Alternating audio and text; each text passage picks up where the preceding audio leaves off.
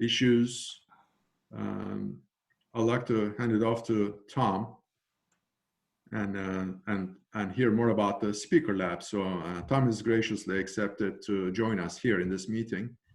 So Dana, if you can record this section at least, we can have an option to post it for awareness for other club members who cannot join us at the time. So thanks again, and Tom, take it away, and then glad you can join us and appreciate it. You're welcome. I'm glad for the opportunity. I've been a casual participant in some of your meetings, but haven't gotten around to officially joining. I should do that. Anyway, I'll give a short background on me and then some history on SpeakerLab for those who don't know the background. My name's Tom Hall. I'm owner and head designer for the current iteration of SpeakerLab.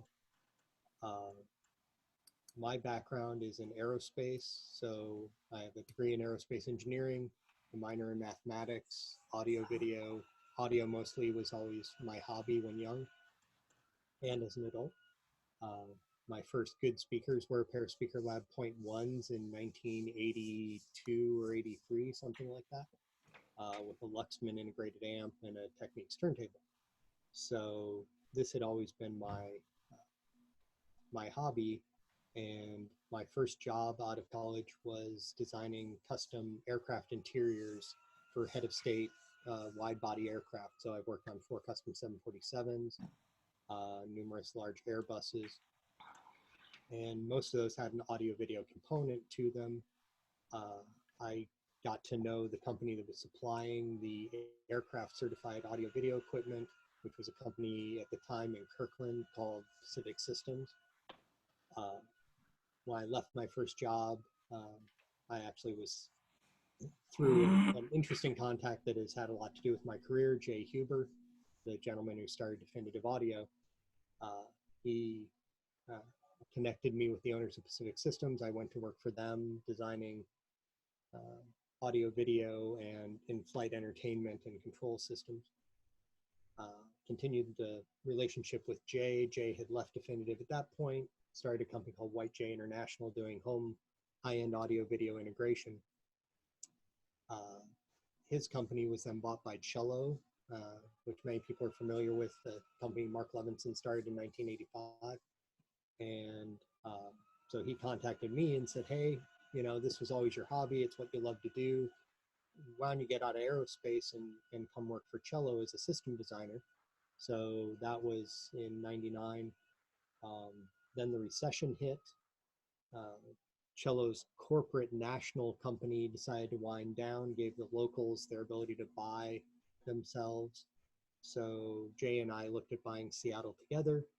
He decided he had enough money to just sail for the rest of his life. So I ended up buying the company. And so then Cello has continued as a very high-end audio video integration design acoustics company. Fast forward to 2008 and well, back up a little. 2006, we had to move out of our showroom in Belltown. They sold the building, as was common happening in Seattle at the time. And they said, hey, thanks for leasing. Can you move out in 30 days? So we tore out $1.5 million lease improvement that had a $500,000 theater, an $80,000 theater / 2-channel room, gutted that, moved into our warehouse space temporarily, and then ended up buying a house to use as our engineering offices and our showroom, at which point I had accumulated a case study of Seattle audio video businesses, because we were looking at maybe we wanted to be able to do retail, maybe we didn't know what we wanted to do when we had to move. So we did a study anyway, and after we made our decision, I found I had accumulated a large amount of information on the retail side of business in Seattle, and had known the people who were running the, at that point, just SpeakerLab retail store. They had stopped manufacturing speakers in the mid-90s, and said, hey, you know, I don't want anything for this, but here is a, you know, here's a bunch of data about Seattle's retail. maybe you can use some of it. I always loved your guys' product. So that ended up being a bunch of conversations over time, and come 2007 into 2008, they asked if I would be interested in partnering business-wise and in effect investing in the company. So decided to do that after sitting down and deciding what path SpeakerLab wanted to take moving forward. And part of my biggest interest in that was reintroducing the speaker line. So that's sort of my history of where I got to here. Go over a little bit of SpeakerLab's history. So 1971, 3 guys, David Graebner, Pat Snyder, and Jim Klein. I think all were Boeing employees at the time, young engineer types, decided that they wanted to do a speaker company, all audio enthusiasts, and they launched SpeakerLab. So actually, I'm gonna see if I can make my screen do something here.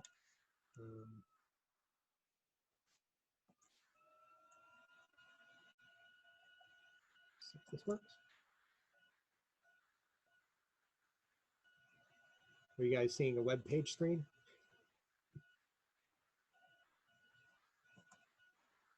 Yes, Tom, we see. Okay. Yeah. Anyway, just instead of looking at my face. So 1971, they started the company. Their thoughts were trying to give a high value. Wait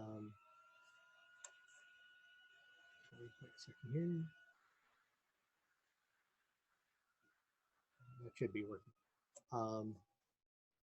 And part of the way that they looked to make a value was not only building complete speakers, but building speaker kits.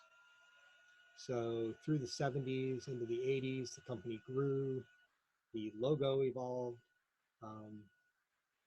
and they had a facility that was where Adobe is now under Highway 99 bridge there on the cut.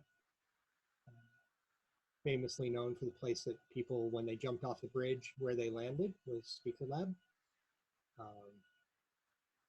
But they continued in this vein of making speakers that were high value, really spending the money on the drivers and the engineering, and evolved the line through the years.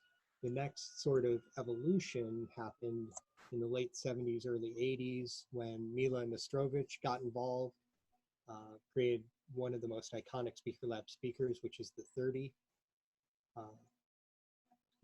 So SpeakerLab had, from the early days in their 7, done mismatched driver sizes, and I'll get into that a little bit later. Mila came along and really tried to optimize that design with the technology that was available at the time. Coming out with the 30, those went on to later evolutions even after he had left the company.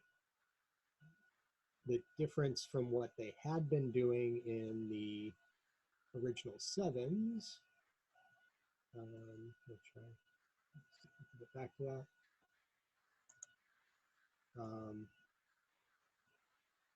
I thought there was a shot of them anyway. But even with the WA7 versus the 30, in the SpeakerLab designs, the woofers were just in parallel. There was no filter network separating them at all. There was just a low pass crossover feeding the bass to them. In Mila's designs, there's a very, very complex crossover that in effect turned on and off the speakers depending on the frequency that they were trying to produce. So at different times, one or the other speaker became a passive radiator in effect.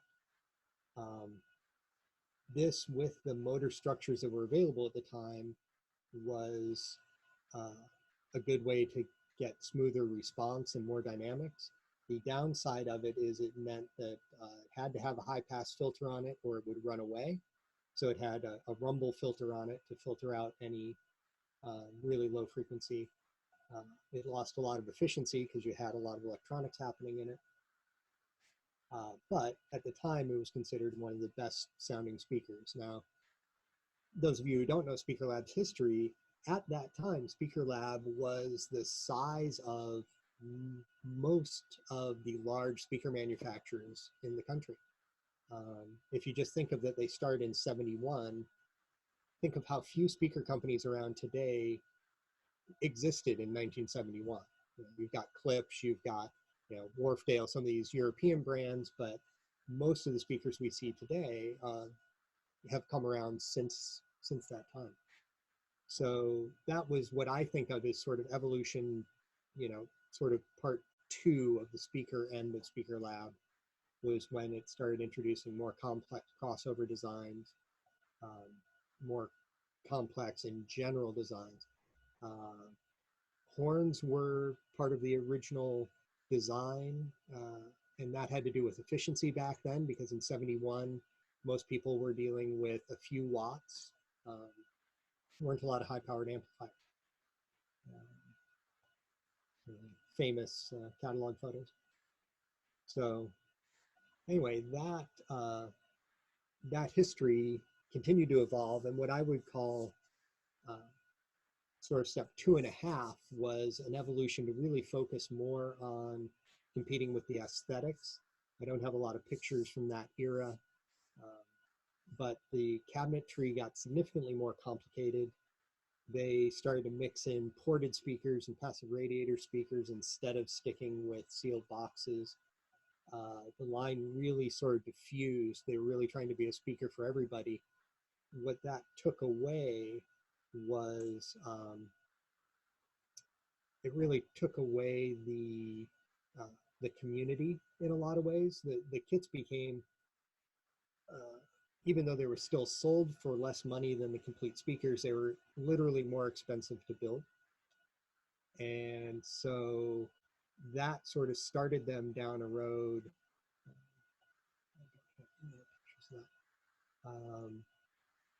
towards really focusing on saying, okay, we're going to still make kits, but we're going to focus on being a speaker manufacturer and try and compete with the companies of the day, which would be things like Polk, Klipsch, obviously continuously through this, AR, etc. And that really led to sort of generation 3, which happened in 1981, 81, which was the DAS, digital audio speaker. CD players were on the horizon or coming to the fore. Everybody needed to put digital in their name. They did very much a complete revamp of the engineering philosophy of the company. By this time, all the founders had departed the company, I think, except for Pat. But they really changed what they were doing. In some ways, they simplified the cabinetry again, but went to ported speakers, went to more off-the-shelf driver components instead of stuff that was designed in-house. So really shifted the flavor of the company. And what it ended up doing, unfortunately, was it shifted them to being right in the crosshairs of all the companies that were at that time offshoring manufacturing. And so they're sort of left with a very good mainstream speaker that couldn't compete in price with what was being built overseas. So, really after the mid to late 80s, the company had really started winding down. Again, not building their own drivers, so they got rid of their large manufacturing facility. We're still taking on custom projects and things, but it really didn't support the manufacturing side of the company. So again, I don't have an exact date because the various people involved were like, oh, we were still making speakers in 95 or 97, but it really was not what I consider the traditional SpeakerLab build. So so that's kind of the in a nutshell history of it. I wanted to see if anybody had any questions about that before I go on to sort of where the present SpeakerLab designs have come from. No questions? Okay, click back. I'm fairly new to Zoom, so I apologize if I screw up something here. Okay, so now it's looking at me again, right? Yeah, Okay. it's all good. Hi. Hey, I have a question. Sure. What about your store? Didn't you guys have a store, SpeakerLab store? Yes, we're actually sitting in the warehouse portion of that store at the moment. Oh, is it in the Uville? It's still in the UDIS University app? It's on Roosevelt. Yes. But it's no Okay. longer open as a retail store. Oh, okay. So yeah, I kind of skipped over that part. So in the, well, I guess late 70s, SpeakerLab started expanding. So at one point there were, and strangely, this number also differs. This is the problem with the 70s and early 80s is anybody who thinks they remember it doesn't remember it right. And no one bothered documenting anything back then. I get requests for all kinds of, oh, do you have this? Do you have that? There's very little documentation. Anyway, so they expanded to at one point 9 stores across the Northwest. They were one of the largest audio retail chains at one point. But again, as those things wound down, there were also 2 bankruptcies through this, sort of in some hostile takeovers from one owner to another, as well as a very ill-timed launch into Computer Lab or CompuLab. They were going to be the exclusive dealer for IBM computers in Seattle. And then that got pulled out from under them moments before launch. They then, for a while, were selling Commodores and Eagle computers. But just like when Magnolia Hi-Fi tried to do that, bad things happened. So that was another, that was one of the bankruptcies in there. But over time, again, they shrunk down through that. The proliferation of stores went away, and they wound back down to just a store on Roosevelt. So there have been 4 locations in Seattle for the main store that went through the years. The Roosevelt store in this location has been the store for almost 20 years, give or take. And we're basically, our parking lot is in between us and Definitive Audio on the east side of the street. The retail store, unfortunately, got closed down in late 2015. When I got involved, so the 2 points of my involvement was 1, funding for the company, and 2 was really trying to relaunch the speakers. So I guess I can jump into that because that sort of dovetails into this. So when I got involved, I had 3 directions that I was interested in with the speakers. One is the continuing DIY, because this is in 2008 when I got, as I partnered and became financially involved. One was the DIY, was seeing at the time the maker movement was just sort of getting warmed up around here. And so I saw that, oh, maybe we'll see the kit business be able to grow again. Pathway 2 was enlightened self-interest from Cello's standpoint, which is we had many projects where we would buy a speaker. Famously on 2 large projects we did in Medina back straddling my purchase they were both over 35,000 square foot houses, and they were full of Lin Toucan speakers. Many people are familiar with the Toucan. We took every Toucan apart. We took the cabinets, we handed them to the cabinet maker who removed the finish, put the custom matching finish on it, gave it back to us. We put it back together and we delivered it to the client. So the kit idea with SpeakerLab was very interesting to me from Cello's standpoint because there's a lot of custom integrators that want to be able to supply a client with a custom product. So that was one of the 3 branches that I was interested in. And the other piece was just the, high performance, high value, American made speaker that as I go to 3 or 4 shows a year until this year, back just buying speakers as Cello as a dealer, and now as SpeakerLab showing at various shows.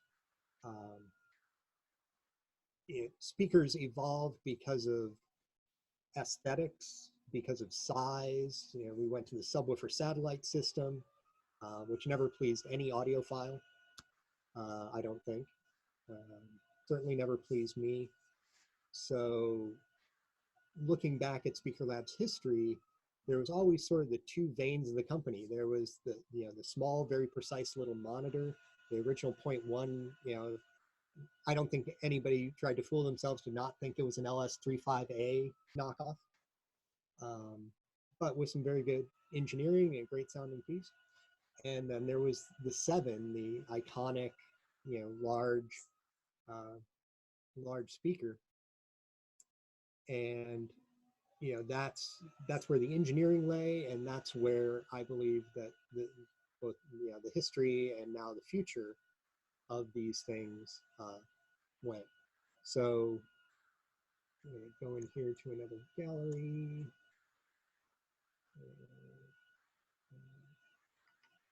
See if I can do screen sharing again.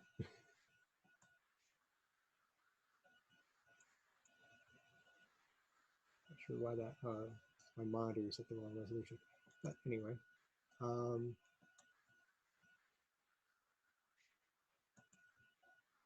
So the first thing we decided to launch into was a new .1.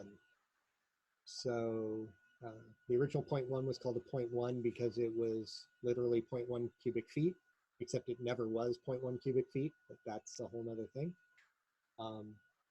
So we went through and working with, you know, talking to the original owners of the company, who were all very generous with their time, as well as a design team that we put together, which is Mike Valeri, who many of you are probably familiar with. He used to be very active in the Pacific Northwest here with you guys, now an engineer at Boeing.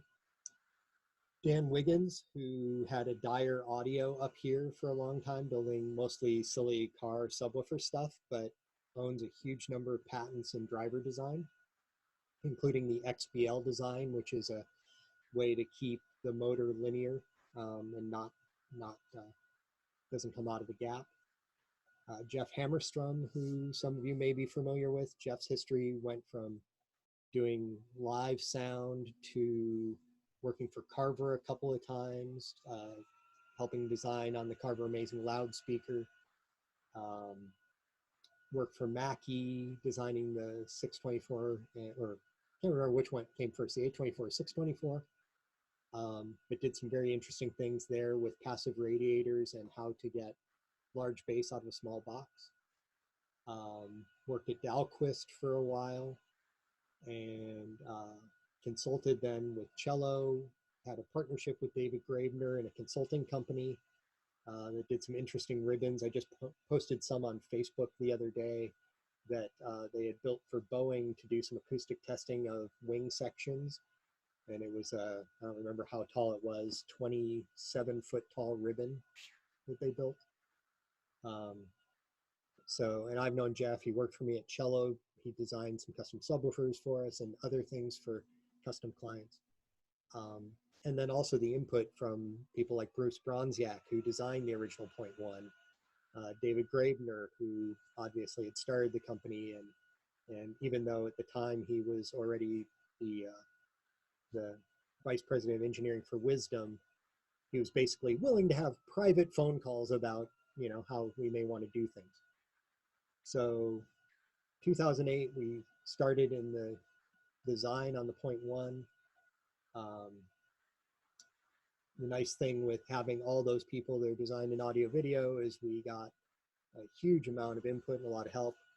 We showed the prototype of the .1 at the, we had a big get together of former employees. There were like 75 former SpeakerLab employees came to a party we threw, and everybody auditioned it. We, you know, invited input from everybody, modified the crossover at the thing. So very much like traditional old style SpeakerLab of being an audience participation company. So we introduced that speaker in 2009, very quickly followed by what we call a .2, which is, grab one, cabinet to one.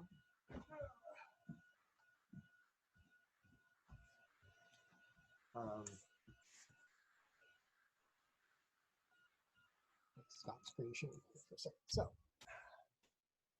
we talked about the 0.1. So that's a 0.1 cabinet, 6.5 by 8 by 10.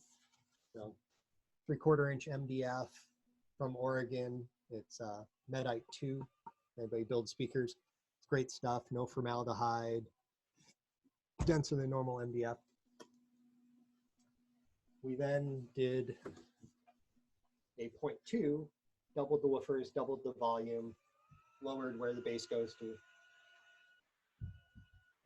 and did a center channel, did a thin on-wall, in-wall surround.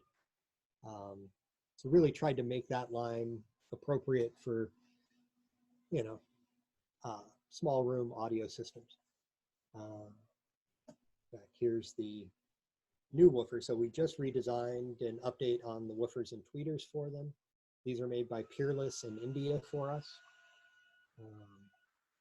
Our original tweeter. So one of the things that Jeff had done at Mackie and a little bit at Carver was really working on getting tweeters to take power, pro audio company. So having a small waveguide, which really allows us to play it lower without pouring a bunch of power into it and without doing any horn loading or anything like that. So that was our original tweeter. Our new one, shallower back cup that actually performs lower because of what's been put into the resonant chamber. Actually has more throw, which is a weird thing to think about with a tweeter. So really happy with those. We literally just got the shipment a week ago Friday. So a lot of things are torn up right now because we're like changing over our prototypes to new drivers. Anyway, so back to the how we got to where we are. So we introduced the 0.1, and then the next thing that we wanted to tackle was the 7. What actually has now become what we call the Super 7. And for that, there was a lot of conversations with David Graebner, even back in 2008, 2009, the question came up, okay, what did we want to emulate? These are just some of the prototype shots that we had. Too far. And David's first comment was, don't do horns. We did horns because we needed the efficiency, but you know, technology has evolved. And of course, having had Bollinger Graebner, he recommended, hey, you know, you should, and technically planar magnetic pieces. So that's what we decided to build to. We maintained the dual woofers. Again, they are just in parallel, so we didn't take the path of the Nostrovich stuff, which is one of the main questions we get. Those woofers are in parallel. There is no high pass on them at all. They're 3 dB down at 27, so they're more than 10 hertz lower than the old 7s, even the newest ones. Well, I shouldn't say the newest ones. The newest ones are sort of generation 1 and 2, which was up through the WA7. Later 7s went to using a passive radiator and a driver. Arguably, they could, excuse me, arguably they could get into the high 20s, but were very power limited because of their design. So we moved forward with the Super 7s, and then Bollinger Graebner went out of business, which was a great shock to us. And I had known those guys for a long time. So we quickly did the next thing that was on our design boards, which was what we call a 7, which I don't know if I have. I've got to have pictures of somewhere in here. Oh, there they are.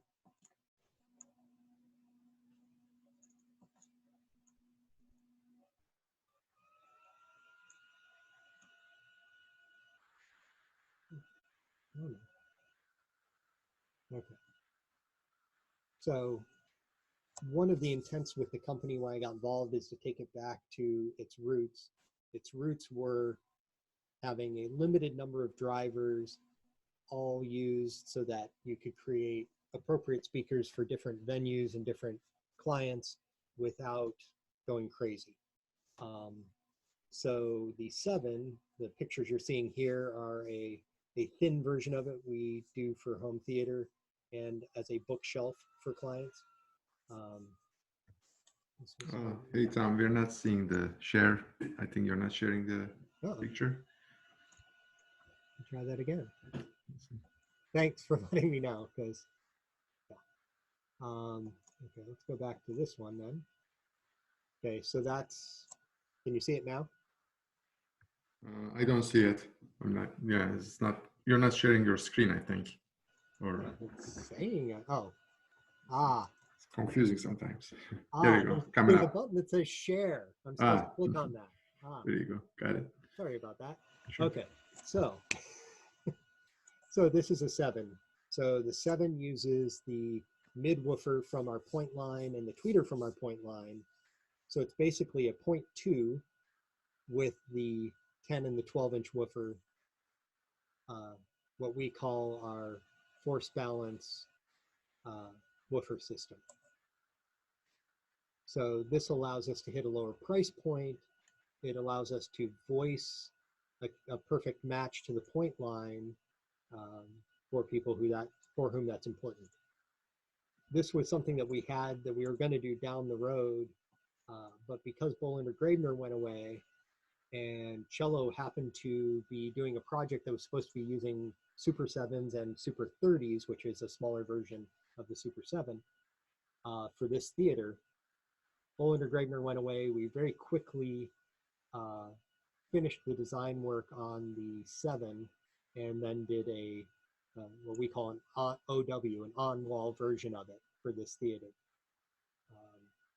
So same bass section as a Super 7, but with the mid-ranges and tweeters from the point line. And we do these in a Diapolito version, as you're seeing here, as well as the normal tower version. These are actually considered centers. We normally offset to the side, but some clients have a preference for an aesthetic, and so we try and meet their demand. All our larger stuff, the 30s, Super 30s, 7s, and Super 7s are all sort of built to order for clients at this point. We do have a couple of dealers who are now requesting dealer samples, and now that we have more drivers in, we will probably release them more broadly. But the idea was sort of, we started at the small end of the line, the next thing we did was the big end, and then the next step was, the intent is to fill in the middle.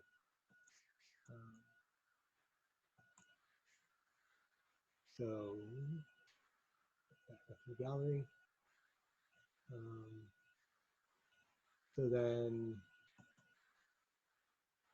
we followed that on with the Super 30, which is the 8-inch Bollinger-Graebner ribbon mid, same 3-inch tweeter, and an 8 and a 10. And then these are the 30, which same 8 and a 10, but again, stepping to the point line tweeter and mid-range. These mostly we've been doing fully active.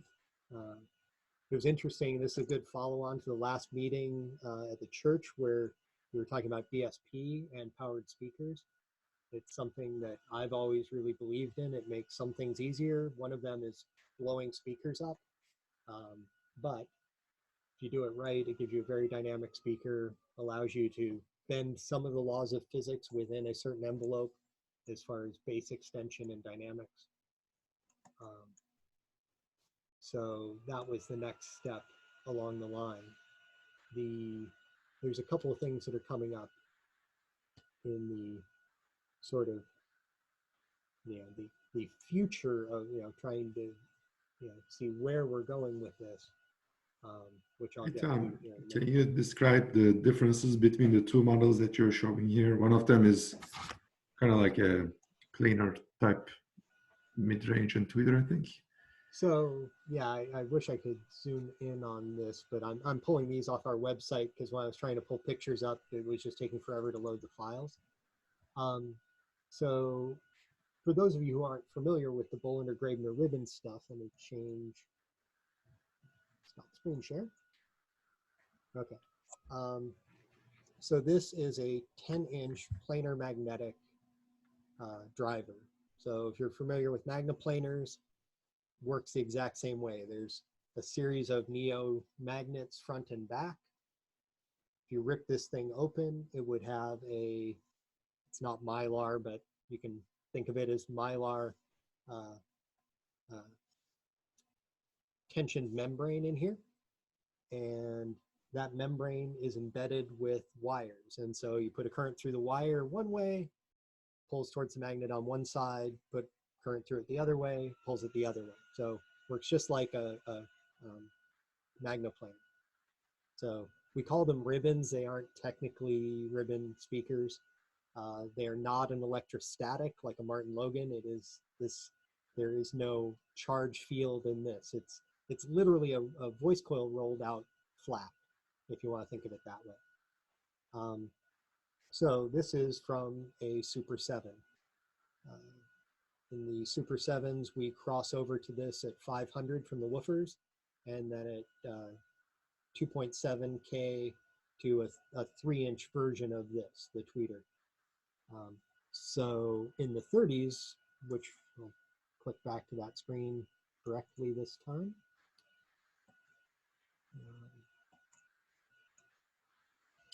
So in these, that's the 3-inch tweeter that shares with the Super 7, but this is an 8-inch ribbon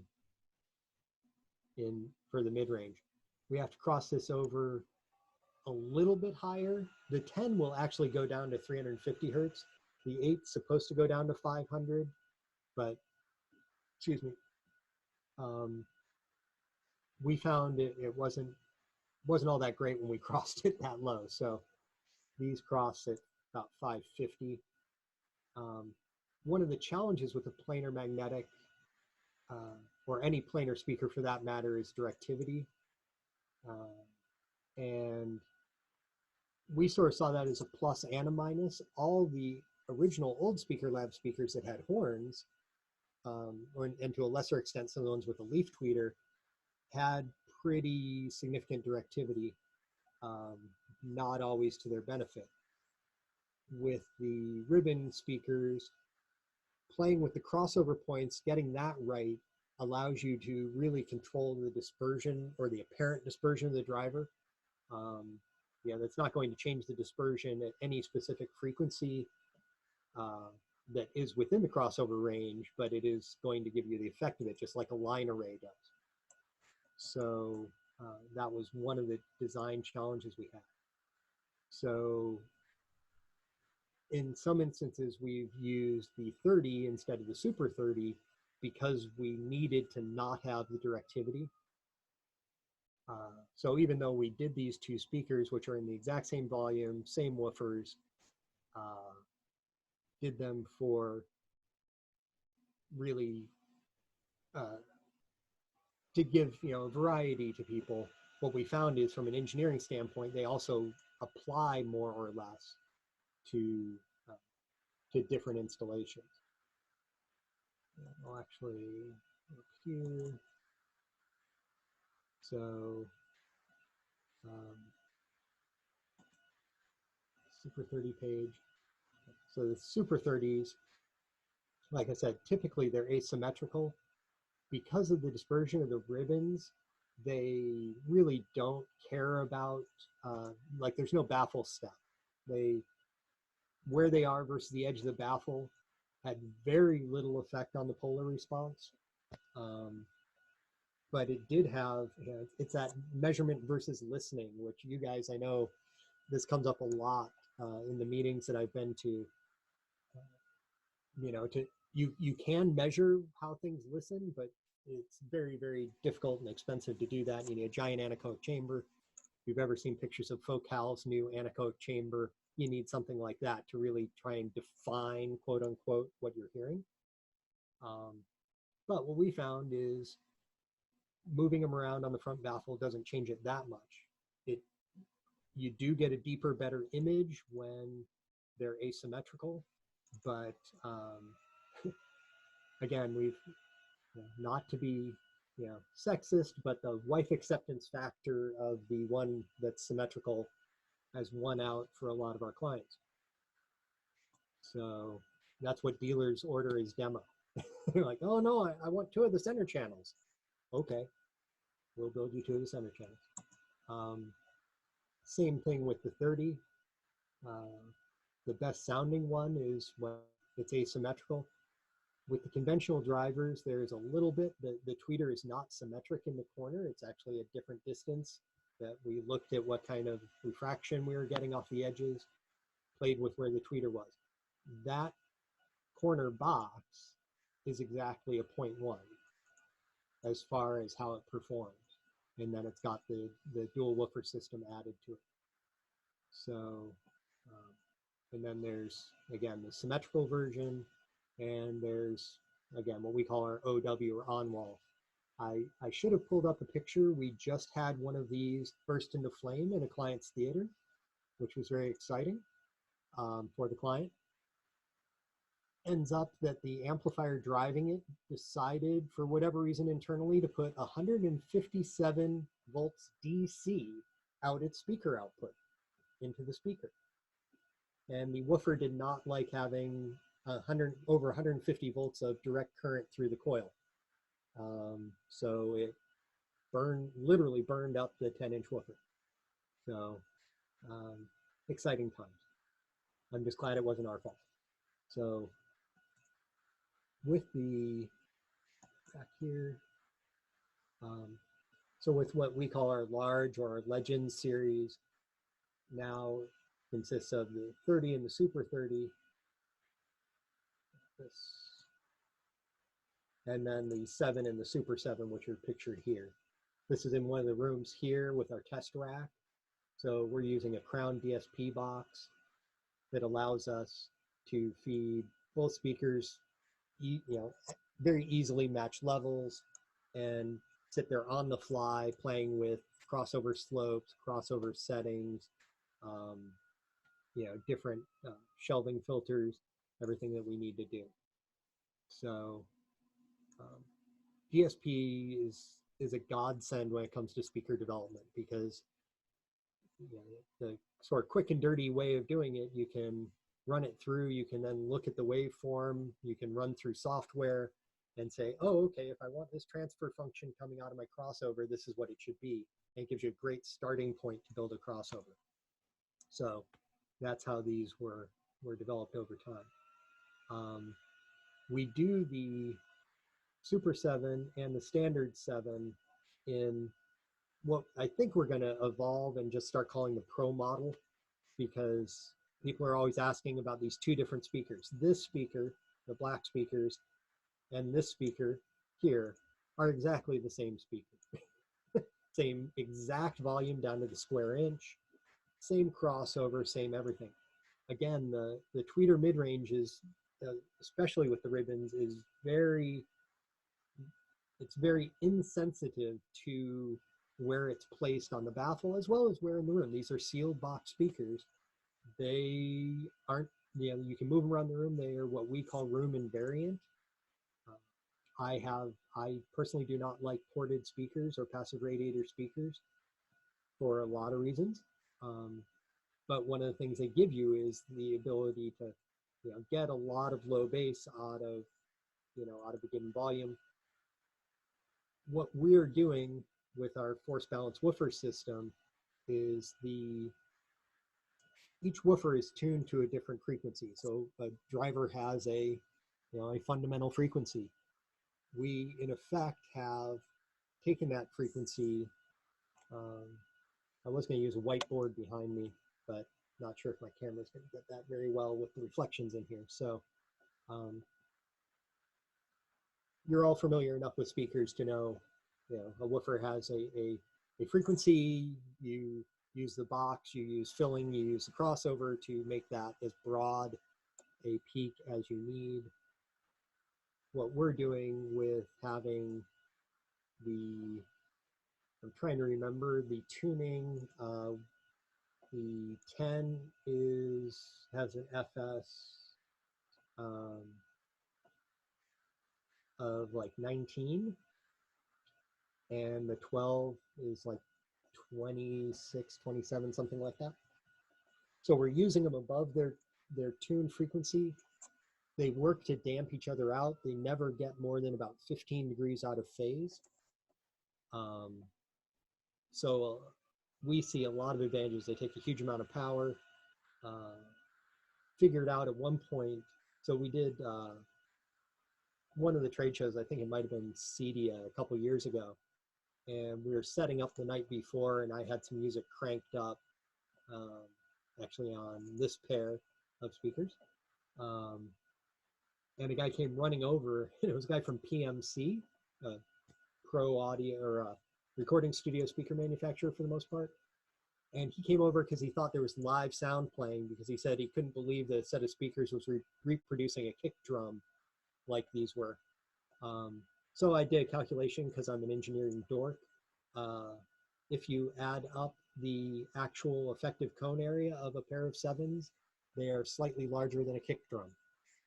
So whether that's why they sound like a real live kick drum or not, I don't know, but it makes a great marketing story.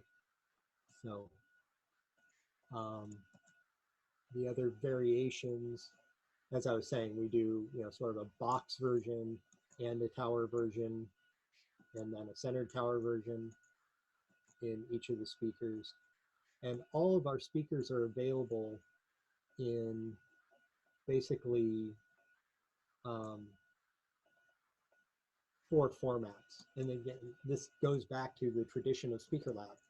You can buy it as an electronics kit. Which the pictures aren't coming up.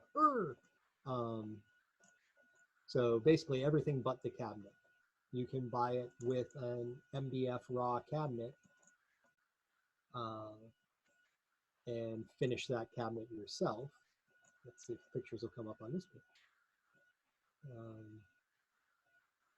Okay, yeah, they're probably small and hard to see on your screen, but the idea is there's an electronics kit that you supply the wood as far as we're concerned. There's an unfinished kit that comes with MDF raw boxes that if you want to paint them or veneer them yourself, whatever, we'll provide those either with a sharp edge if they're going to be veneered or a rounded over edge if they're going to get painted. As an unfinished kit, meaning this comes with walnut veneer on it, but no finish on the veneer. We chose walnut because it can get stained any color. So that was the intent throughout the product line, was for the kit guys, depending on their experience, they may be a cabinet maker. They may be a guy who wants to paint a pair of speakers for their kid's room. They may be somebody who wants to stain to match some piece of furniture they have, or they want to buy a complete set of speakers finished. So that's sort of the go-to-market that we did, playing on the history of SpeakerLab, but also that would satisfy dealers who want to do their own customization of it. So for a couple of dealers, really they sell our product as a house brand, and which is great. It's great for us. We supply them, in effect, the raw kits, and they paint them to match their project. This is what Cello does with them. One of the speakers I had mentioned, there's the 30s and the 7 on walls, which are 8.5 inches deep because that's how deep the drivers are. We also do the 0.1 and 0.2 in an on wall that's 3.5, so it can fit in a sheetrock wall. Mostly they've been used for on wall, for surrounds in theaters.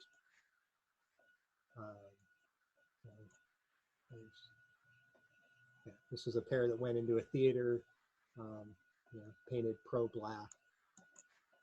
So that's been sort of, where, where we've been, what we've been doing on the engineering side. From our point of view, the idea of having a speaker that doesn't lock you into the listening triangle. I think of a lot of the speakers that I've sold over the years at Cello, where they worked great as long as there was one person listening in a room with his chair, with the speakers 10 feet apart, and he is 10 feet back, or 11 to get the triangle right. We really tried to focus on making speakers like our bookshelf speakers, for instance. The point 1 and point 2 were voiced on the bookshelf. So they get a little bit of a bass rise, but because they aren't ported, they work on a bookshelf. They're also tuned actually to be above the listening position. One of our reps who bought it, who has been the rep for and is the rep for some very high-end speaker companies, heard our point 1s and bought himself a pair. And he called me after about a week. He said, yeah, I've been really having trouble getting these things to work right. They sound great in your place, but I can't get them to work in my living room. And I said, oh, send me a picture. And he had them on a set of stands that he had a set of Harbath 40s on. So the stands were like I don't remember what it was, like an 18 or 20-inch stand. So the tweeter was below his listening position. And so I said, oh, well, that's really easy. Turn the speaker over. And he turned the speaker over. He's like, oh, wow, now it's imaging and things. I'm like, yeah, what you need is a set of higher stands. With the point 2, we put those on a 24-inch stand against the tweeter, or sorry, not a 24-inch stand, a 34-inch stand. It puts the tweeter about 8 inches above the person's head. They work great. The point 1s, to really get them in the right position, you'd have a ridiculously tall stand. You'd have like a 46-inch tall stand. So they were really designed for a purpose. And what we find is most customers who are buying a $500 bookshelf are going to be putting it on a bookshelf. So why not design the speaker that it works that way? There is a mod that we have had some clients do that basically all they had to do was remove a little bit of the resistance out of the tweeter. It basically shifts a little bit of the acoustic center more to the tweeter. And then they seem very happy with them out on a stand. The other thing we did, we didn't sink the tweeter into the front. That's part of why the angle of the acoustic center, as we found it when we took them in an anechoic chamber, has this very slight down angle.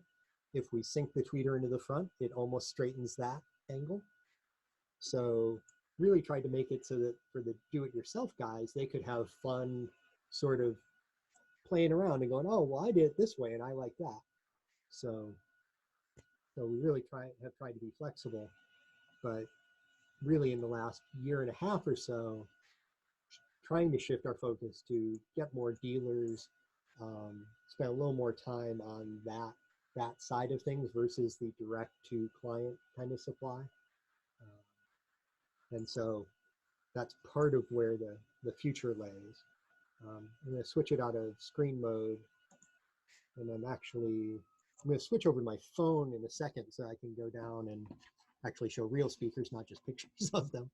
Right now, a lot of stuff is torn apart because we're changing out all the tweeters and mid-ranges to the new improved ones. But there's still some fun things to see.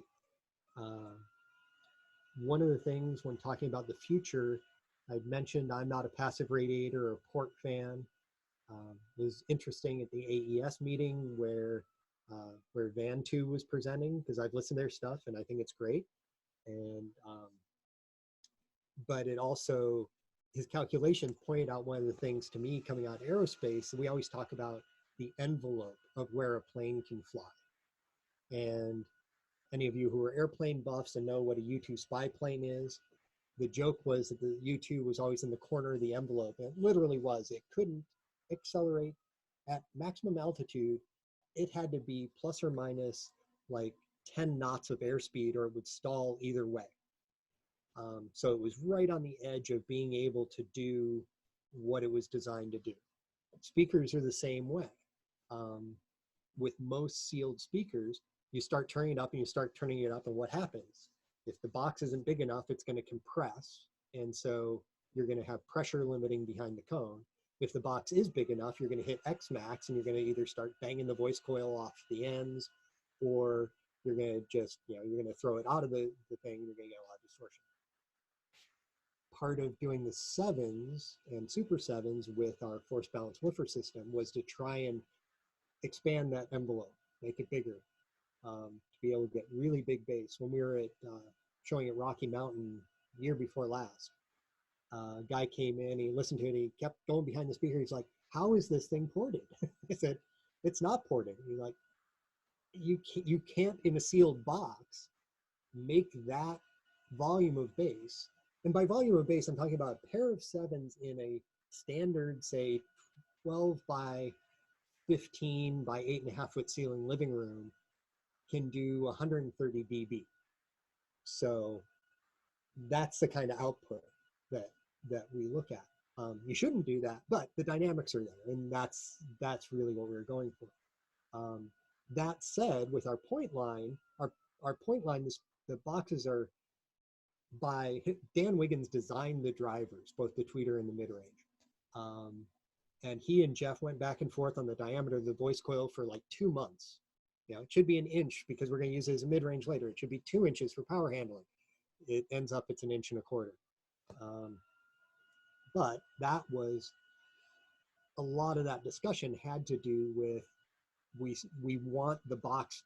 We started with the box size, and the driver size had to be a 5 1/4 because that's what a traditional 0.1 was, and then we had to make it work.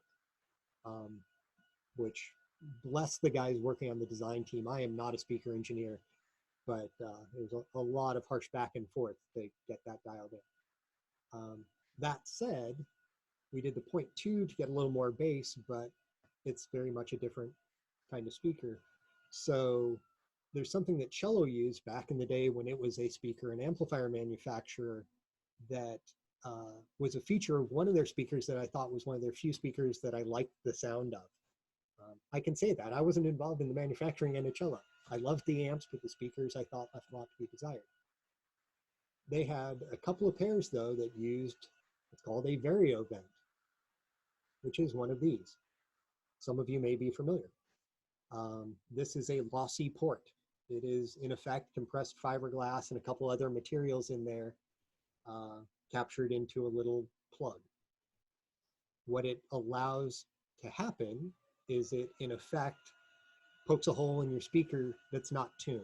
So it lets the woofer breathe without trying to do anything fancy with that.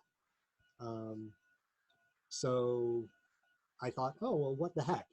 I liked these years ago. I'm not a ported speaker fan. The one complaint about the 0.1s that people have is it sounds too audiophile. That, it sounds like a tight little small box. It rolls off on a stand at high 60s, low 70s. So by poking this in it, doesn't actually roll off any lower, but you get more of the sort of ambient bassness. It sounds more like a ported speaker. Doing blind tests with people, including speaker design guys, and they're like, oh, what'd you do? You finally put it in a bigger box. No, I did the evil sin. I basically knocked a hole in the box. But it does a couple of things for us. It allows us to keep the footprint of a small compact bookshelf. Because of the XBL voice coil design that Dan Wiggins did for the woofer, you can't run away the woofer. In fact, we found the only downside of that woofer is it's broken the moment that it dies. And that's it, because it's got copper shorting plate on one side and a aluminum shorting plate on the other, and all the things that make a pro audio woofer not do bad things. The downside of that is you don't know it fails until it goes thermal. So by allowing it to breathe more, again, we don't get a lot of the limitations that a lot of speakers would of hitting X max and making bad sounds. It hits X max, and it just doesn't output past that. So if you crank it up enough, then the tonal balance shifts, and it sounds like the woofer gets quieter, and that's because it's just pushing air at its extremes, and it can't it just can't put out more volume. So we've been experimenting with this, and we'll go downstairs into the showroom. I'm not going to play anything for you today, just because it's just silly to do that over Zoom. But I can show you what we're doing down there with that, because that's sort of the next thing being introduced. Another thing, so and this has been, you guys are exclusive to this, like no one has known that this is where we're going with it. It's just feedback that we had gotten from people who buy 0.1s. They're like, oh yeah, it's great, but really for, if I either want to add a subwoofer to it, or if I have it sitting out on a stand, it just seems it sounds tight. So this is somewhat of the solution for that. We're going to do the same thing with the 0.2 and see how that goes. We haven't built a prototype for that yet. And the next thing is Peerless right now, as we speak. They're building a 6.5-inch version of our woofer. We had gone back and forth. Again, the 0.1 kind of had to be a two-way 5 1/4 with a 1-inch tweeter, because that's what it's always been. We designed the parts so that they work with the old crossovers. So we have guys who buy our woofers and they have, oh, I've got a 1980 pair of 0.1s. I need new woofers for it. Our woofers work. Another thing that we just did recently are these. So this is a 3D printed 4.09-inch diameter, which is the audio industry tweeter standard for a whole lot of tweeters. And that is now our point line tweeter, adapted to be able to fit into most tweeter holes. So, or if you have a set of 0.1s that happen to have a DT110 tweeter on them, which was 3.5 by 5. This one doesn't fit quite as well because it's a prototype. I'll pretend it snapped in there perfectly. So anyway, and this, even for some of the old ones that we had small horn tweeters in, this allows us to adapt. So, and sort of the philosophy of the company is, let's keep the history alive, do what we can for those people, but the current speakers are fully modern piece with all the things that even the 3 founders said, oh, if I had today's technology when we were designing this, we would have done A, B, C, D. That was really our goal in it. I'm gonna join the thing on my cell phone because I can't figure out how to make it transfer to my cell phone. So I'm going to pop up as another person here, I hope. There I am. While using internet audio. See if it'll connect. Connecting, and I have video.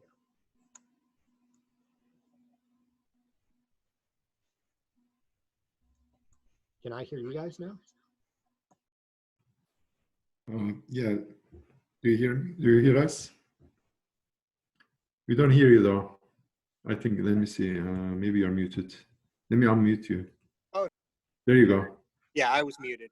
Yep. I'll turn down my computer. There we go. All right. So I'm going to go down into our assembly area, which is a disaster right now.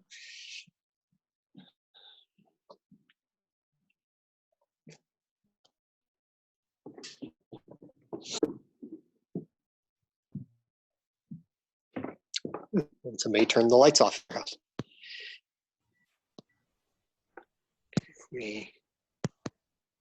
I go? Phone might not be getting good reception there. Let me see. Am I seeing it? Yeah, it's a bit choppy, yeah, but it picked up now. So, yep. Okay, well, I'll just sort of pause on things. So pulled out one of the interesting things. So when we were tuning the 7s, one of the things we wanted to know was, what is the performance of each woofer? How much do they get out of phase? So we were lucky in that we have doorways and a speaker cabinet with the 12-inch woofer on one side and a 10-inch woofer on the other. So we were able to set up and mic on two sides, sealed it into a doorway, in effect, close mic'd on either driver, and then pulled them up, in effect, as left and right on True RTA and on Melissa and a couple other things to see, what the two drivers were doing, and then adjusted the driver parameters until what we ended up with is a very nice plateau where the speakers blend together. Other things down here are just cabinets getting ready to be built out. There's a fatigued one that a cabinet guy did in white, and then a bunch of them they're going to just be shot with Pro Black. These are some of our it's one of the older 12s. So we were having the driver built locally, but just from a just running out of stuff and not being able to get enough product in time, we're now having Eminence, who used to build for us back in the day. And did that, and now with the COVID thing, we can't get any parts. So these are a couple of, so the black 0.2s are one of our engineering samples that we just pulled drivers out of and are putting ones into. And then the gray speakers are client set that were custom matched to their casework that we're updating to the new drivers for them. So the whole area got kind of ransacked as we were moving things around and getting in this palette. So that's all new point line drivers.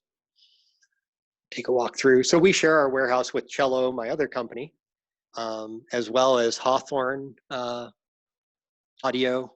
They warehouse in half of our warehouse, helps pay the bills. So if you've ever seen the backside of what a used audio company sells, that's what they sell. And for whatever reason, my employee who I said, hey, can you turn on all the lights in there, didn't bother to turn on any of the lights in here. So there we go. So this is the old SpeakerLab showroom, which we use as a laboratory for a lot of things.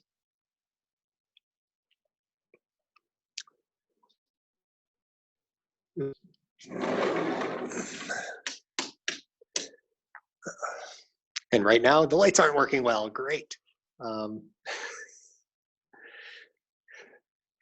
Yeah, this is what happens when I don't pre-run anything, right? So just disassembling a set of the, basically our shop prototyping for the 7, and we're just changing the woofer and tweeter out. And then, so this, we're retuning the crossovers for the new drivers. But, so that's the, that will be the back of what we're going to be calling the 0.1 Plus. So back in the day, SpeakerLab had a 0.1 Plus that, depending on the vintage, was either a ported 0.1 or a passive radiator 0.1. So we're sticking with the nomenclature, but with the Vario vent cut into the back instead of a port or a passive radiator. And again, because the Vario vent, the intent of the Vario vent is not to be necessarily a coherent port, you can still stick it on a shelf and it doesn't end up getting this boomy peak like most ported speakers do if you shoved it onto a bookshelf. Let's see if there's anything interesting in here. Oh, yeah. Of course, no lighting.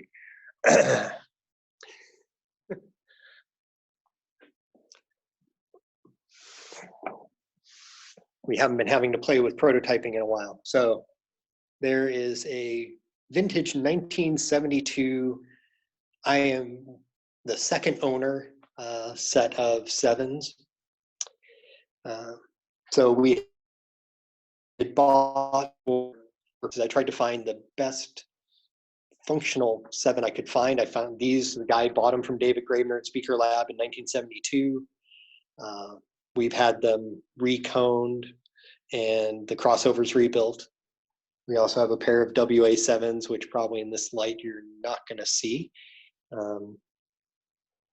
And then a set of, again, our engineering prototypes of the what we call the box version of the 7 that we just got a new shipment of the mid-ranges, and every time we test them fully, so every driver we test and every speaker we test, instead of just matching pairs, we go against an engineering reference, which gets to be expensive, but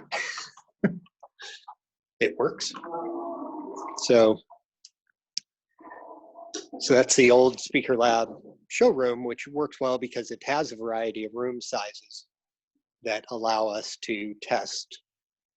You know, go, oh, okay, this is like a small living room. How does it work?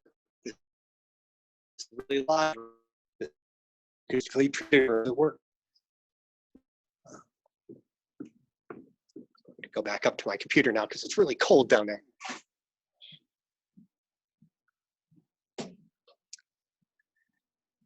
Get back to this.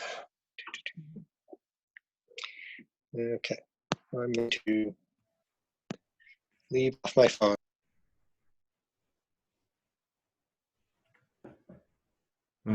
Don't hear you, just a second. Okay. Oh, yeah, there you go, you're back. Okay. Yep. Okay.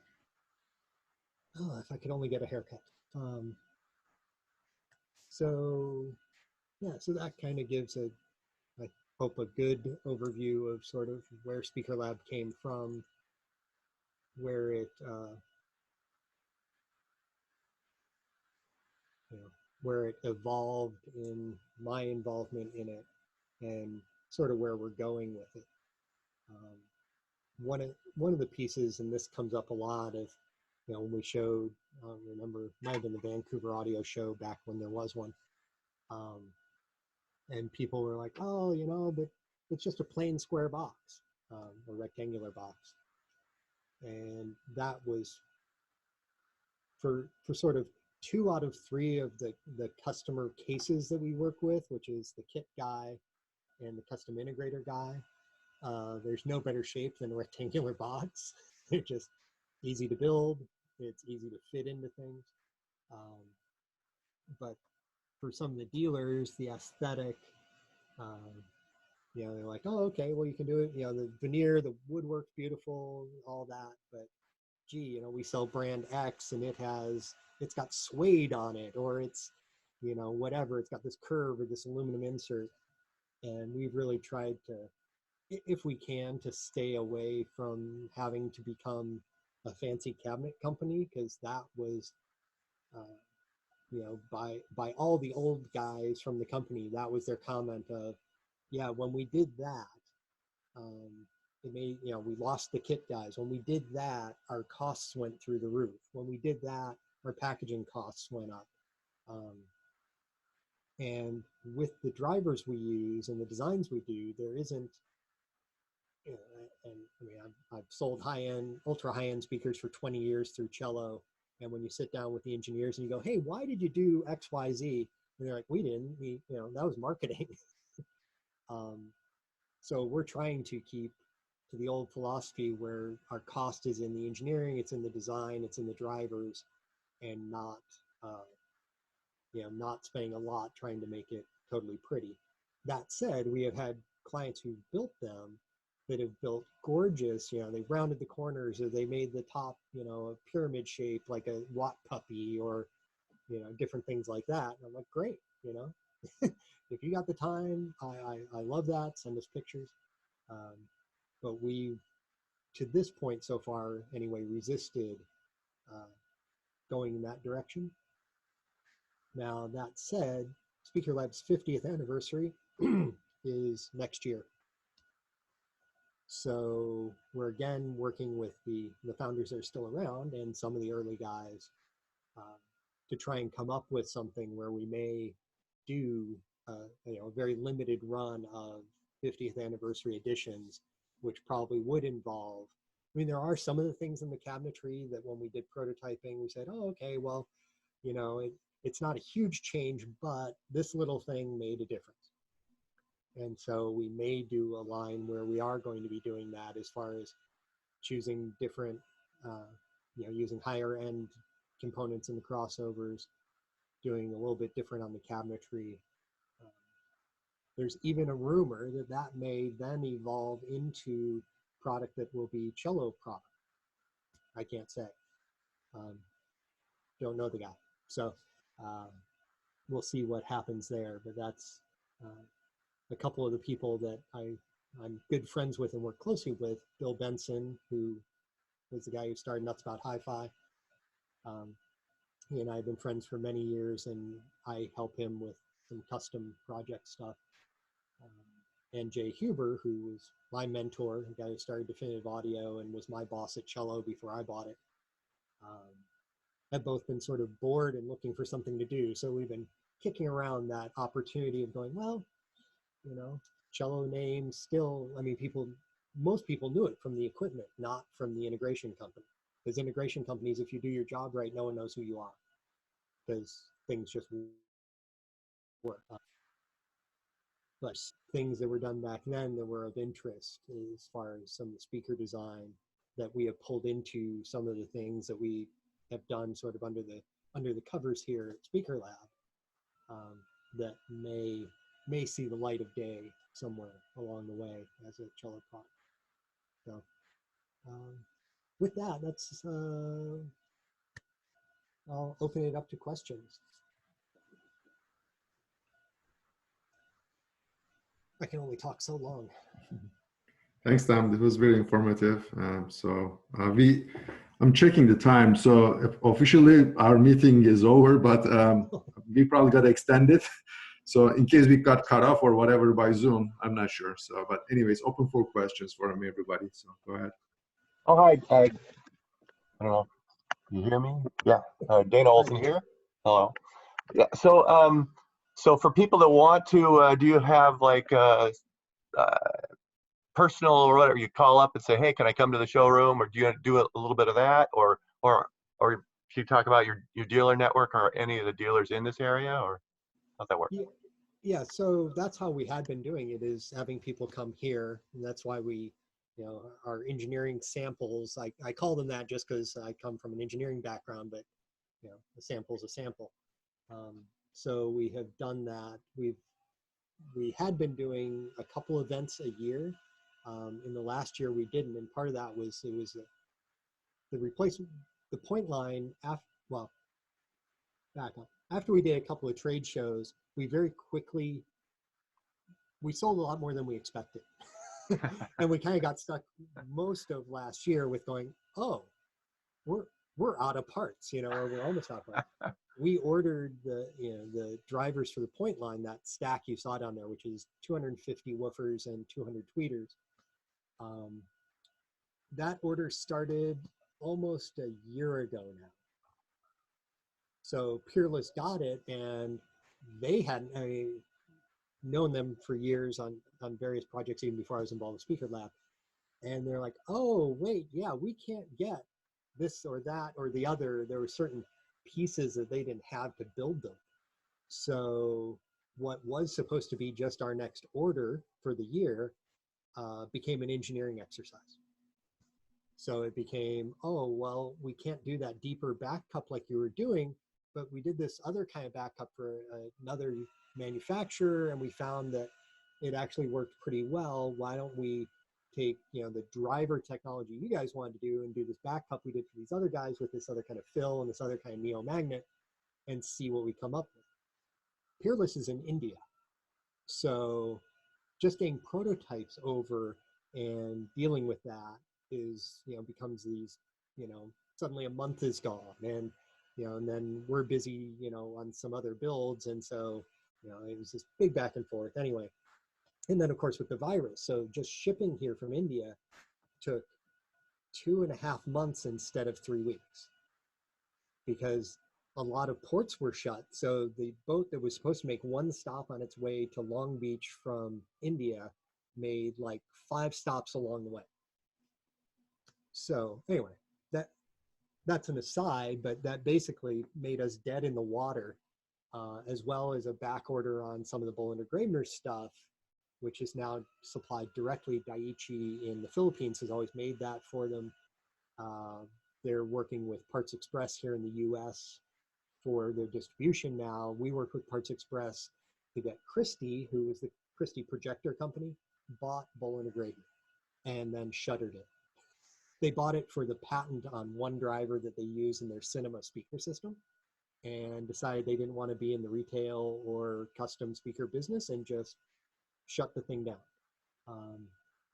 So a year and a half went by, and that's why we, like I had said, we had to suddenly develop the 7s and the 30s, because the Super 7s and Super 30s we couldn't do. So a year and a half went by, and finally talked to Christie, talked to Daiichi, talked to Parts Express, and said, hey, what do you guys care? Like, we're not competing with you in the cinema market, but there's a lot of DIY guys, a few manufacturers, PS Audio, a few other guys that have been using the BG parts. And they basically said, oh, we don't care, we're gonna just charge you more. So our prices for the mid-range and tweeter doubled, which had to adjust our end pricing. And so that just started ramping back up about, well, early January, late December was when the part, well, back up. That deal with them was about 2 years ago, but then Daiichi kind of did a test set. And so I was like, oh, great, you know, we can get drivers again, ordered them, started using those up, contacted them, and it was, again, like a 9-10 month delay when they said, oh, it seems people are really buying these. Okay, we will actually, you know, be producing them, not just sort of, you know, 5 here, 10 there. So yeah, so last year really kind of was, the end of last year was very painful because we were out of parts for both lines at the same time, which was difficult. Now all that stuff's back and coming forward, so we're sort of ramping back up, cleaning out where we threw a bunch of stuff in storage where we usually assemble things. Like I just have a client who's been waiting between him going on and off on what he's doing. He's a plasma physicist that builds his own like 0.5 kilowatt amplifiers. And he's been using JM Labs in his theater, heard our speakers at, I don't know if it was Axpona or where it was. Maybe, no, it might have been Rocky Mountain. Anyway, flew out to Seattle. He's from Chicago. Came, saw us, looked at what we were doing. This ties in with the, you know, sort of people call and they want to hear something. And decided he wanted to redo his theater with our speakers. And then he was going through his remodel thing, and then he was like, okay, I'm ready. And then we were stuck. This weird thing, I literally got an email from him yesterday saying, hey, with this COVID thing, I got time to build these finally. I'm putting in my order. So I'm glad we finally got parts availability again. So yes, people have, you know, they email us, contact us. We try and have, you know, sort of a pair of each thing here to demo. We've done some private demos for people, especially with the small stuff where it's just like, here's a set of 0.1s, take them home, try them out. We recently, Olson's Hi-Fi up in Linwood, one of our reps he, like me, remembers speakers that actually had bass. And so he was complaining to one of his reps about their speakers.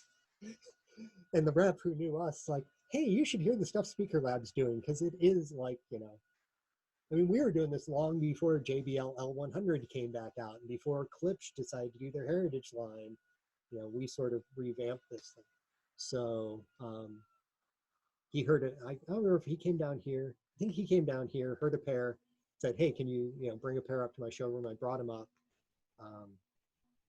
And he immediately sold a couple of pairs and wants a pair for his showroom.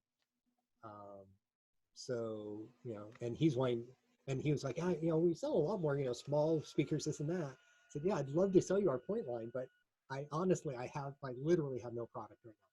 So part of the build after the ones that were down there that I briefly showed you, some of the stuff is going to come off the shelf, and we're going to build him basically a dealer package. So yeah, we have people here. We usually have a couple of events a year. We'll see if it happens this year. We usually do something on July 7th. It's this whole 7-7 thing with the sevens, and we've done that for the introduction originally of the Super Sevens, and we did one that was the introduction of the sevens. I don't know if we do something for the 30s. We kind of introduce those at the same time. So we also try and do that, and we've had a couple of events. There's a mastering studio here called Resonant Mastering. I'm friends with the owners. They master for a few little local bands like Pearl Jam, you know. And it's been great because they'll bring a hard drive of completely uncompressed, like just mastered whatever from whatever local artist to an event, and that's been really cool for a speaker that can take that kind of dynamic range. Where then they're mastering on PMCs, and they're like, yeah, our PMCs will clunk every once in a while. I'm like, here you go. One of these days, I'm actually going to do an event in their studio for a couple of the other recording studios that they work with. So yeah, so there are opportunities to see things here, especially when people they're interested in the active stuff, because that we can set up here and really give them, go, oh, okay, here it is playing active, here it is playing passive kind of demos. And certainly at some point, could bring this stuff out to the church and or host a meeting here if people wanted to hear this stuff. Once we can all go out of our houses again. And we're very lucky because Cello is an essential business, because we also do other electronic stuff, networking and security. So it's allowed us to come into work, if you will, and say, yeah, we're doing Cello work. And meanwhile, I've got people assembling speakers. And that was kind of part of the original dynamic that I looked for getting involved with SpeakerLab was, hey, when people have downtime, you borrow each other's employees. And so when the retail showroom was active and there were 2 or 3 employees there all the time, it was great because everybody knew how to solder, everybody knew how to build a crossover board, everybody knew how to assemble a speaker. That's always been a SpeakerLab requirement. So it's like, oh, well, no one's in the store. Here, behind the counter, and they're there, solder up some crossover boards or, screw some drivers into a cabinet or whatever. Wow. Without that, we don't have that as much flexibility. But, we still balance between Cello and SpeakerLab, just floating people back and forth to get projects done. So, any other questions?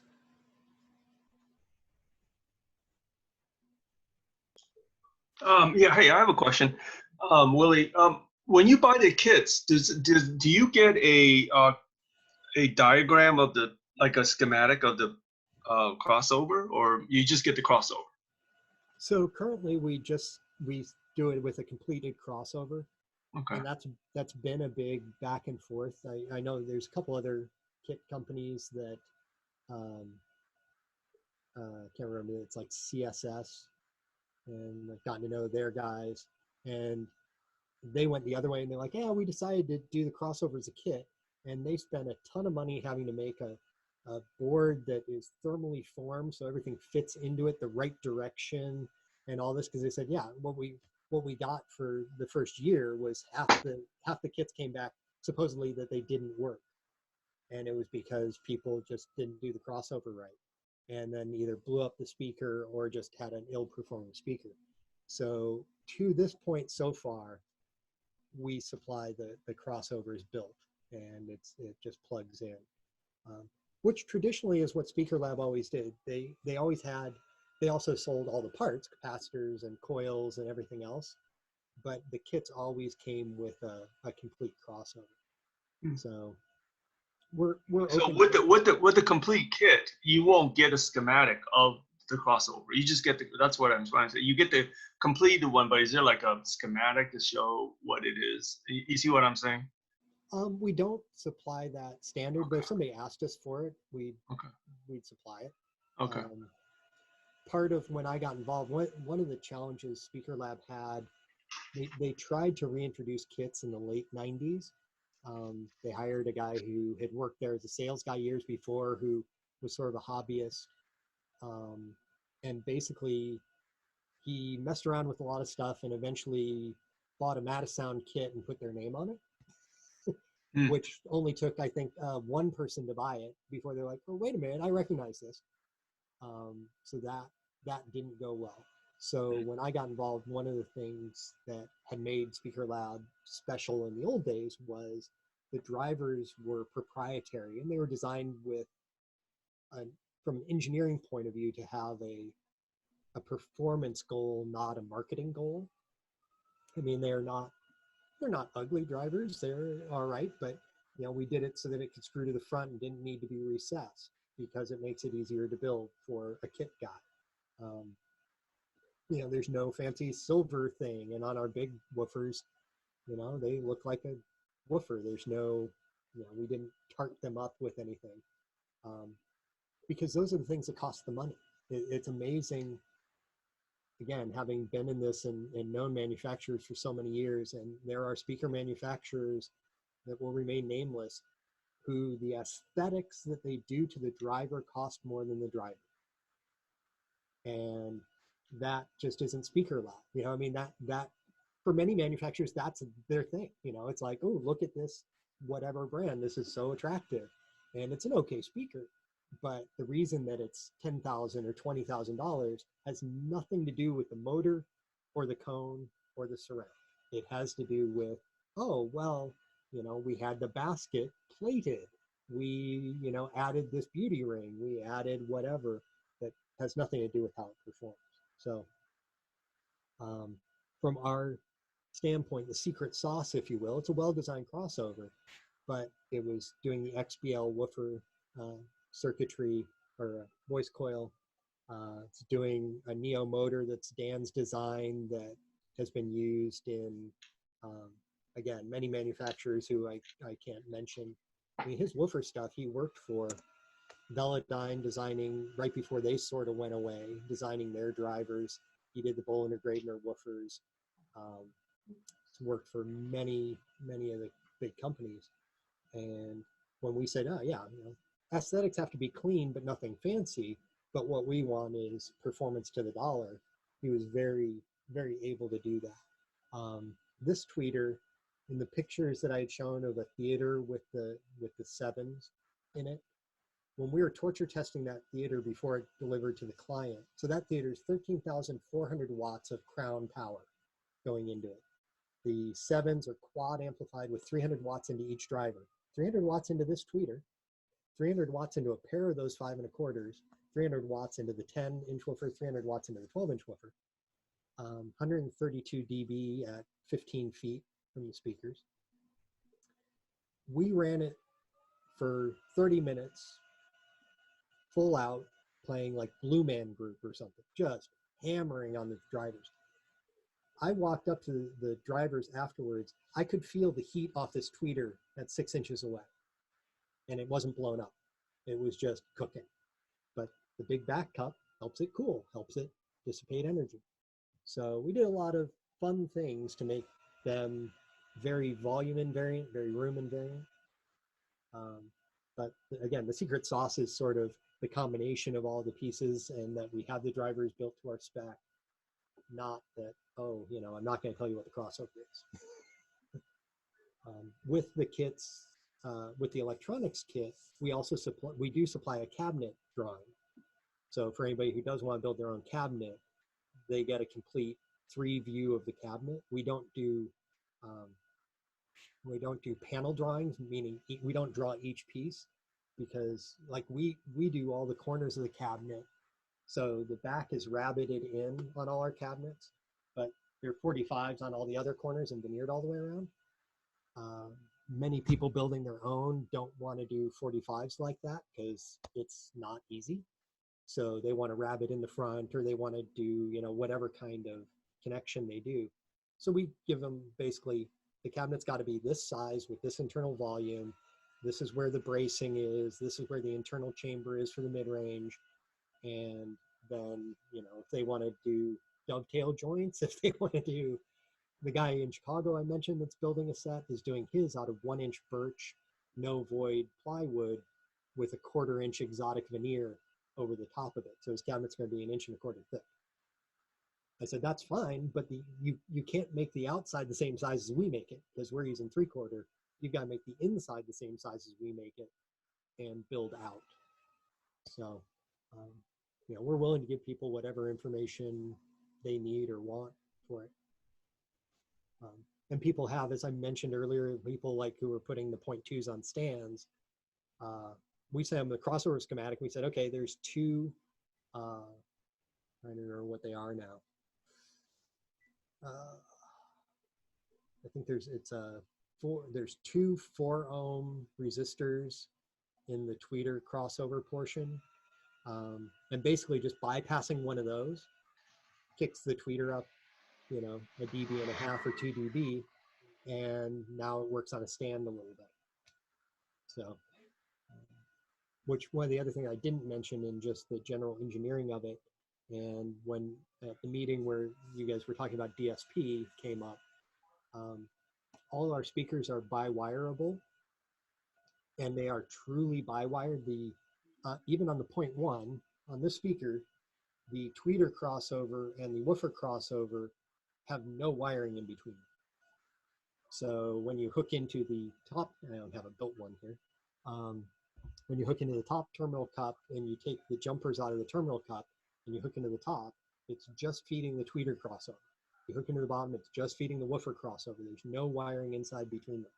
So it's a truly bi-wireable or bi-ampable speaker.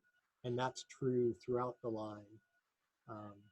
With the 7s, if somebody wants at some point to make them active, we'll put 2 back cups on the back and wire everything separate and use the jumpers to make it work with the crossovers. But if they then say, oh, I want to do it active, they can undo the crossover network. So again, tried to give people, especially DIY guys, because they want something that's their own. They want to customize. Yeah, that's kind of part of the fun of the hobby. So that's something we do.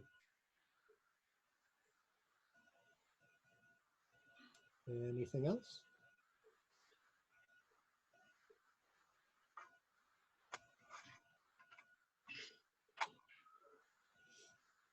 If anybody's interested, the pricing is on the website, but our goal, and this is just, our goal initially was 500 to 5,000.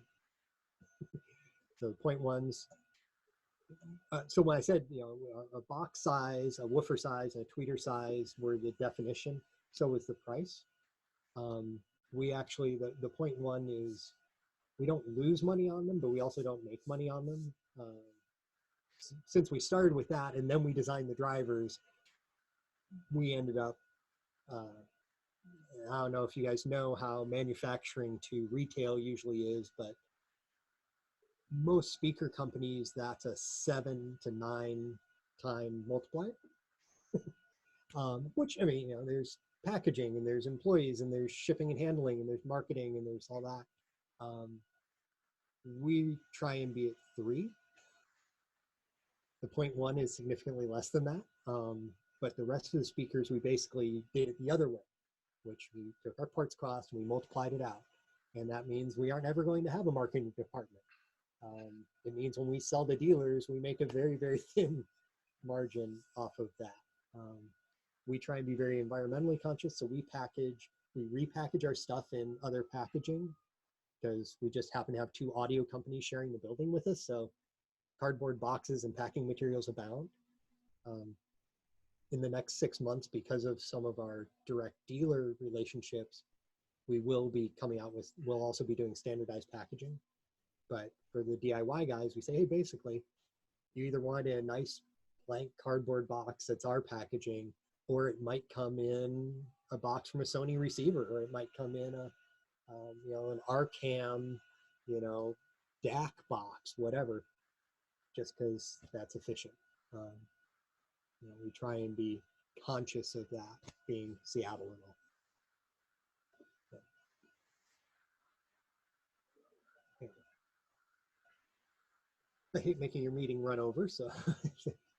That's very good. Thanks, Tom. I appreciate it. I think everybody got some very valuable information from you. Thanks for spending the time with us and preparing for this presentation. So hopefully when things open up a bit more, we'll have a chance to have a face-to-face and also, you know, hear your speakers firsthand. So I'm sure some of our members probably have your speakers, but some haven't heard it. So it will be great to have an audition and have some comparison of different models that you have, and you know, in the coming months, hopefully.